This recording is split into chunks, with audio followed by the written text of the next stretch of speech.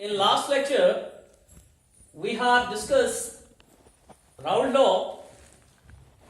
I told you that the Raoult has given its law for the solution volatile, and the solution volatile and non-volatile. Means those solution containing non-volatile solvent or volatile solute, as well as volatile solvent and volatile solute.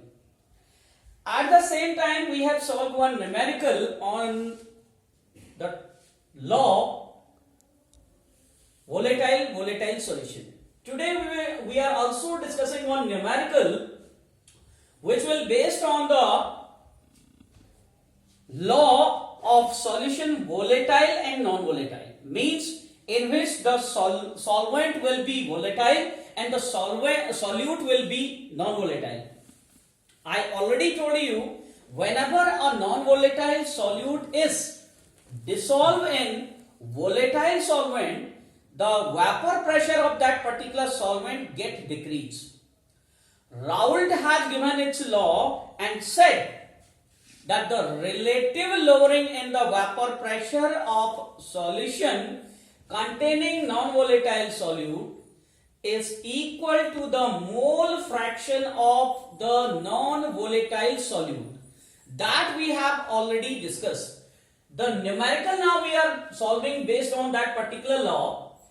Question is, vapor pressure of pure benzene is 640 mmHg, means millimeter in mercury. A non-volatile solute weighing 2.17 gram added to 39 gram of benzene, the vapor pressure of benzene in solution becomes 600 mmHg. What is the molecular mass of solute? Student, we will have to go through the question deeply, and whatever quantities have been given, we have to write them in that particular notebook. How? Just like it has been given, vapor pressure of benzene, pure benzene it is. Vapor pressure of pure benzene is 640 mm. Pure benzene means P0. P0 means the vapor pressure of pure substance. P0 is equal to 640 mm mercury. A non-volatile solute weighing 2.17 gram means W1 is equal to 2.175 gram. Means whatever has been given, you have to note down it there in solution. Added to 39 gram of C6H6 means W2, the weight of solvent, that is 39 gram. The vapor pressure of benzene in its solution is 600 mmHg, means PS is equal to 600 mm mercury. What is molecular mass of solute? Means you are to find out M1. We are having the formula given by Raoult. That is very simple. What is that? P0 minus PS upon P0 is equal to mole fraction of solute. We all know to find out the mole fraction of solute, we need the moles of solute as well as solvent. How will we find out moles of solute? Moles of solute will be equal to W1 upon M1, and it will be N1, right? W1 has been given 2.175. Molar mass we are to calculate M1. Similarly, we will have to find out moles of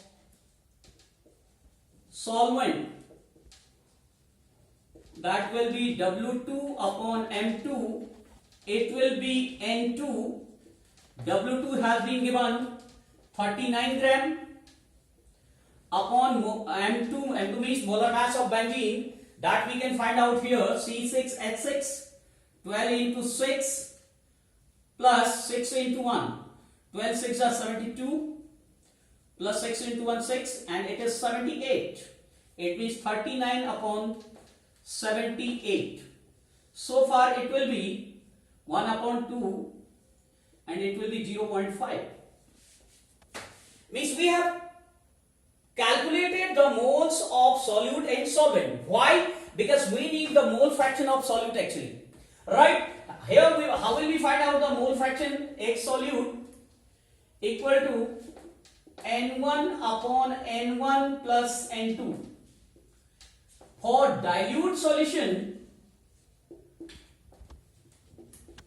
N1 is 2 less than N2. That's why N1 can neglect it. Negligible. Right, sir? So, now X solute is N1 upon N2. N1 upon N2. That's why now we will find out the P naught. It has been given 640 minus PS. P has been given 600 upon P naught 640. Right? And the mole fraction will be N1 we are having 2.175 upon M1 upon N2 we are having 1 upon 2. 1 upon 2 which we have calculated here, right?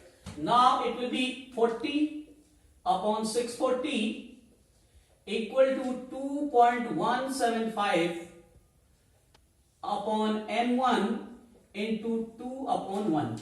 You can understand 1 upon 2 is in denominator, upper side it will be inverse 2 upon 1. From here easily we can find out the molecular mass of solute by solving it. Means totally nothing is there in the particular numerical. It is simply whatever has been given. Firstly note down that particular quantities. Then after you are to check out what information has been given, which formula can be applied for that particular one. Just like it was based on the relative lowering in vapor pressure. That's why we have applied P naught minus PS upon P naught is equal to mole fraction of solute. This was the numerical based on Raoult law based on volatile, non-volatile solution. Now we will discuss the another topic which is about the solutions which follow the Raoult law and which do not follow the Raoult law. I'll give you an example, very simple example, sir. Everywhere, wherever we used to be there, just like if we are there at a home or we are there in our school. Everywhere, wherever we used to be there are some rules and regulations to be there. Just like when we are there in school there are some rule regulations. The student who used to follow the rules and regulation is said to be ideal student. Similarly, those solutions which follow the Raoult law are known as ideal solutions, and those solutions which do not follow the Raoult law are known as non-ideal solution. Means according to Raoult law, whether they are following the Raoult law or not, the solutions can be classified as ideal solution and non-ideal solution. As I have already told you, I have given you an example. Ideal student. Ideal student is one who follow all the rule and regulation of any particular institution. Similarly, all those solutions which follow the Raoult law are said to be as ideal solution, and those solutions which do not follow the Raoult law are said to be as non-ideal solution. Now here it is very easy to classify, easy to identify whether particular solution is ideal or not. There is one identity, that is interaction. interaction between solute, solute, solvent, solvent, and solute, solvent. What does it mean? We all know wherever there will be two or more than two substances will be there will be any kind of force in between them. Any kind of force can be there. That I have written here, interaction. Interaction, it means what kind of force is there in between these particular substances. Whenever we used to talk about solution, so obviously there will be solute and solvent. Then the force, the interaction which can arise is, they can be solute, solute, solvent, solvent, and solute and solvent. Means these interactions are possible in any particular solution.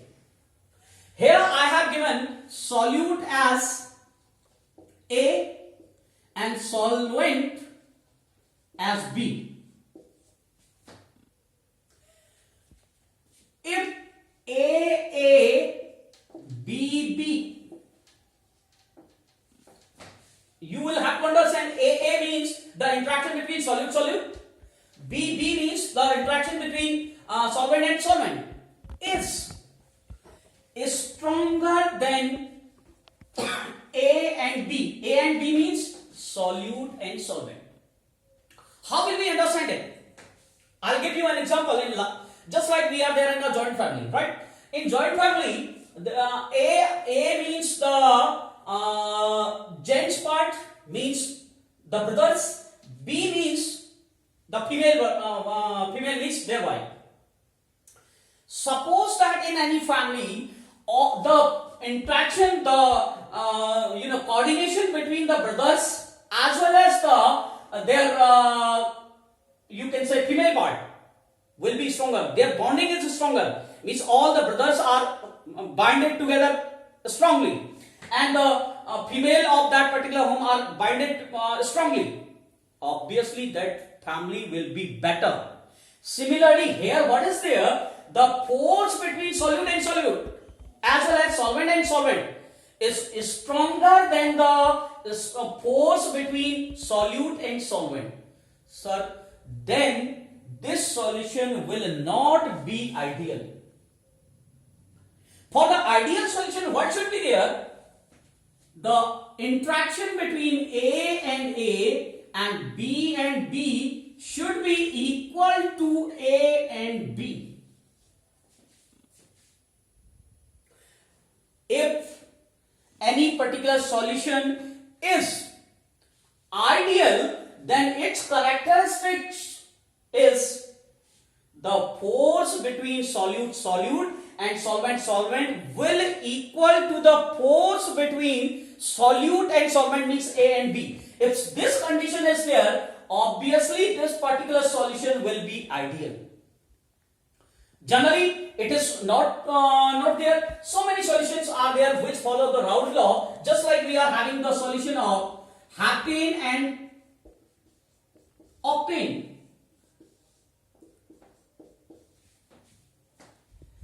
We know in heptane and heptane, suppose that C7H and C7, there will be a force between them, van der Waals forces. Similarly, C7 and C8 means heptane and octane, there will also be a van der Waals force. Means the force between solute and solvent are equal. Then that particular solution is said to be ideal solution. Means all the interaction, whatever are there in that particular solution, are equal to each other. Just like the force between solute and solute is equal to the force between solvent and solvent, which is equal to the force between solute and solvent.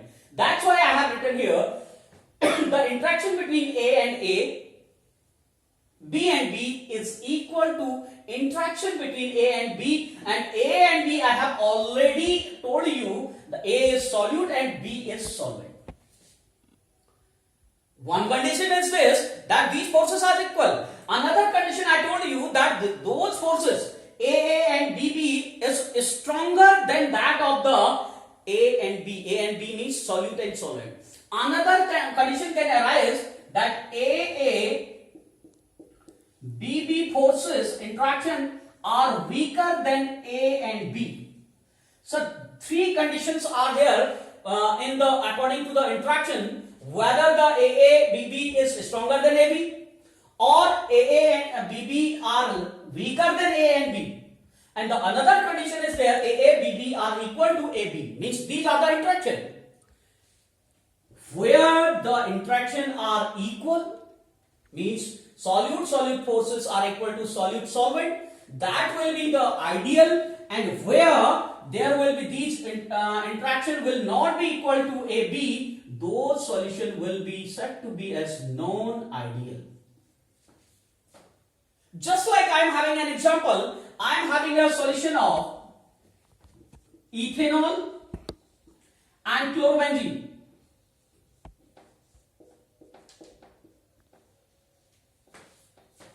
We are having ethanol and chlorobenzene. Ethanol C2H5OH and chlorobenzene.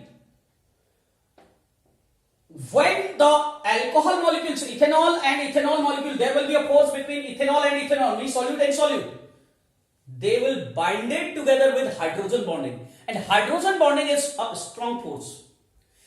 And the force between the ethanol and this chlorobenzene is van der Waals forces, which is weaker.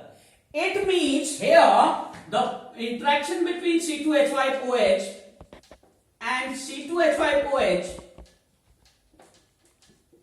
is stronger than C2H5OH and chlorobenzene.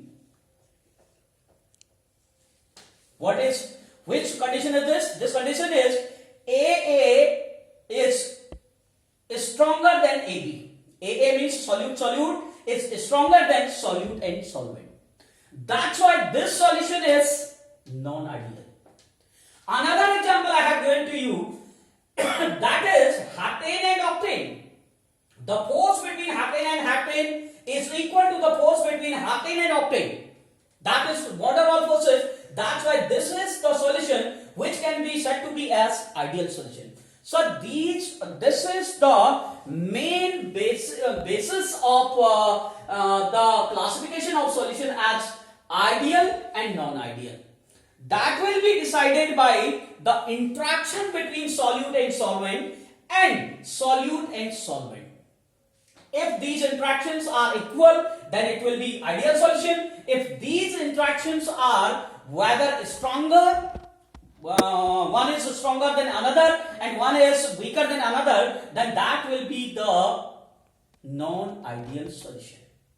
It's okay that in ideal solution the forces are equal, means whatever the value of vapor pressure will be there, that will be just like as the Raoult law. What Raoult said, the value of the vapor pressure will be equal to the Raoult law. But in non-ideal solution, which are not following the Raoult law, means the value of vapor pressure is not according to the Raoult law, then there can be two conditions. Whether this value will be more than the Raoult law or this can be less than the Raoult law. Only two conditions will be here. One, I said if ideal solution will be there, the value of vapor pressure will be just given by the Raoult law.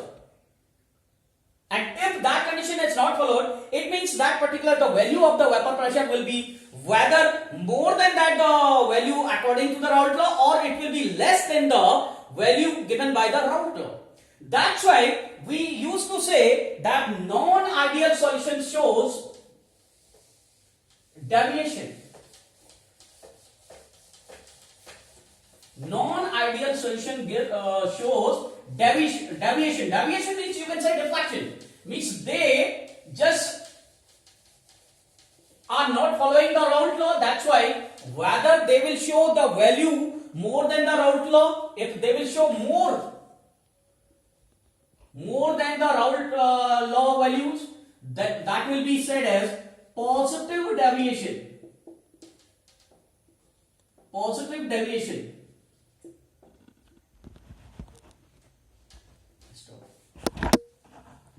Video बहुत बढ़िया आ गई इसके चक्कर में, सही आई है एकदम। कितने मिनट? 20। इसमें दिखाऊं, इसमें ना एक और वो है। रुकी नहीं।